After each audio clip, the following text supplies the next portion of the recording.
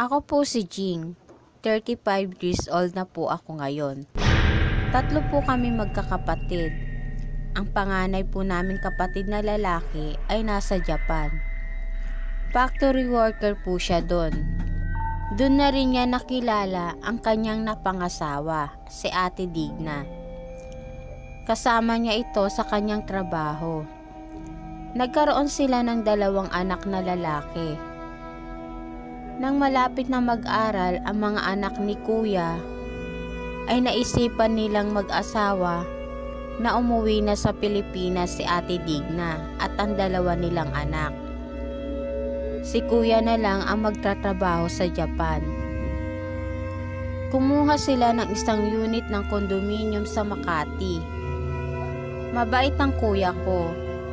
Mahal na mahal niya ang kanyang asawa at mga anak. Kahit na may pamilya na siya, hindi niya kami nakakalimutang padalhan ng pera. Siya rin ang nagpaaral sa aming magkakapatid.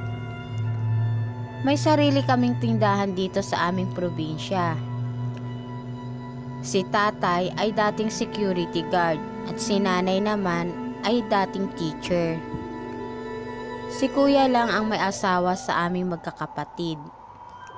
Paminsan-minsan, lumuluwas kami ni nanay sa Makati para bisitahin ang pamilya ni kuya. Pagdating namin sa kondo nila Ate Digna, napansin ko na may lumabas na isang lalaki. Kamag-anak raw niya ito, ang sabi niya sa amin. 3 araw kaming nagbakasyon sa kondo nila kuya. May napapansin ako sa asawa ni kuya. Parang malaki ang tiyan nito at nanlalalim ang mga mata niya. Hindi lang pala ako ang nakakapansin, pati rin pala si nanay. Tinanong ni nanay kung may sakit si ate. Sinabi niya na lagi raw sumasakit ang tiyan niya. Nagpatingin ka na ba sa doktor? Ang sabi ni nanay. Hindi pa daw ang sabi niya. Wala raw kasi siyang mapag-iiwanan sa mga bata. Sinabi ni nanay na isama muna namin sa aming probinsya ang mga bata para makapagpagamot siya. Agad pumayag si Ate Digna sa sinabi ni nanay na isama muna namin sa aming probinsya ang mga bata. Sinabi ng asawa ni kuya na pagtapos na raw siyang makapagpagamot ay susunduin niya raw ang mga bata. Tuwang-tuwa ang mga pamangking ko. Noon pa kasi nila gustong magbakasyon sa probinsya namin. Habang nagbabakasyon ang mga bata, ay araw-araw tumatawag si kuya. Kinukumusta niya ang mga bata. Ganon din si Ate Digna. Araw-araw din siyang tumatawag. Makalipas ang 2 buwan, umuwi si Ate Digna sa probinsya namin para sunduin ang 2 bata. Pero bago raw sila umuwi sa Makati, magbabakasyon muna raw sila ng 1 linggo para makapasyal pa raw sila ng mga anak niya. Napansin namin na parang lalong lumaki ang tiyan ni Ate Digna. Sinabi ng asawa ni kuya na may mayoma raw siya, kaya lumalaki ang tiyan niya. Kailangan daw siyang operahan. Naawa ako kay Ate Digna. Sinabi ko sa kanya na samahan ko muna sila sa kondo nila. Nagulat ito sa sinabi ko.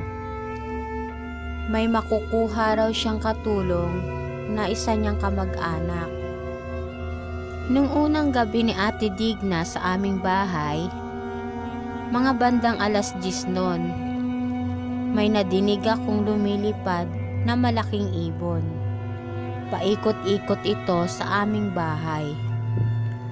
Tulog na lahat ang mga kasama ko sa bahay. Ako na lang ang gising. Kaya naisipan kong buksan ang bintana ng aking kwarto. May nakita akong isang ibon. Napakalaki nito. Papalayo na ito nang ito ay masilip ko. Isa pala itong isang malaking paniki. Tuwing gabi, maraming paniking lumilipad. Minsan pa nga, nakabitin pa sila sa mga puno namin. Kaya hindi ako natakot ng gabi na yon. Maaga ako nagising para bumili ng pandesal sa bakery. Pag uwi ko sa bahay namin, nakita ko si Ate Digna na may kausap sa cellphone. Para nag-aaway sila ng kausap niya. Naisip ko na baka si Kuya yon. Si tatay at nanay ay nasa kusina. Narinig ko silang nag-uusap. Sinabi raw ng kapitbahay naming manghihilot na mukhang buntis raw ang asawa ni Kuya. Malaki raw ang tiyan nito. Naisip ko na paano mabubuntis si Ate Digna. 2 taon nang nasa Japan si Kuya. Hindi pa ito nagbabakasyon. Nang natapos na kami mag-almusal, nagpaalam si Ate Digna. Mamimili raw sila ng mga bata. Maghapon silang nawala sa bahay. Magdidilim na nang nakauwi sila. Maagang nagpahinga si Ate Digna, pero ang mga bata ay gising pa. Tinanong ko ang pamangkin ko kung saan sila namasyal. Sinabi niya na nag-swimming raw sila. Kasama raw nila ang pinsan ng mama niyang lalaki. Kinabahan ako sa sinabi ng pamangkin ko. May kotse pa raw ang pinsan ng mama nila, kaya kung saan-saan raw sila namasyal. Hindi muna ako nagkwento kila nanay. Kahit na anong gawin ko ng gabi na yon ay hindi ako makatulog. Maya-maya lang ay may narinig na naman akong lumilipad na malaking ibon. Paikot-ikot ito sa bahay namin. Nung una, hindi ko to ipinapansin. Pero, nang may narinig akong malakas na kaluskos ay tumayo ako. Nanggagaling ito sa kwarto na tinutulugan nila Ate Digna. Binukas ko ang kwarto para alamin kung ano yun. Napasigaw ako nang nakita ko na may nakasilip sa bintana ng kwarto nila Ate Digna. Pulang-pula ang mga mata nito at napakahaba ng dila. Nagising sila Ate Digna. Agad ko silang pinatakbo sa labas ng kwarto. Nagising din sila nanay at tatay. Kwento ko sa kanila na may malaking ibon sa labas ng bahay. Pulang-pula ang mga mata nito at sobrang haba ng dila. Nag-iyakan ang mga pamangking ko sa sobrang takot. Si Ate Digna ay takot na takot din. Isinarang maigi ni tatay ang mga bintana. Maririnig mo sa bubong ng aming bahay na parang may naglalakad. Kaya lalo kaming natakot. Wala kaming tulog ng magdamag na yun. Nasa sala kaming lahat. Pati na rin ang 2 kong pamangkin ay hindi nakatulog sa sobrang takot. Nang araw na yon, sinabi ng asawa ng kuya ko na babalik na raw sila ng Maynila. Sobrang natakot raw ang mga bata. Kaya wala kaming nagawa kundi ihatid sila sa sakayan ng bus. Nang nakabalik na kami sa bahay, lumapit sa amin ang aming kapitbahay na matanda. Inaaswang raw ang asawa ni kuya. Gustong-gusto raw kasi ng mga aswang ang mga buntis. Nagkatinginan kami nila tatay. Hindi kami naniniwala sa aswang, pero nung nangyari yon, naniwala na kami na may aswang. Lumuwas kami ni nanay ng Maynila. Tumuloy kami sa kamag-anak ni tatay. Kumausap kami ng mag-iimbestiga sa asawa ng kuya ko.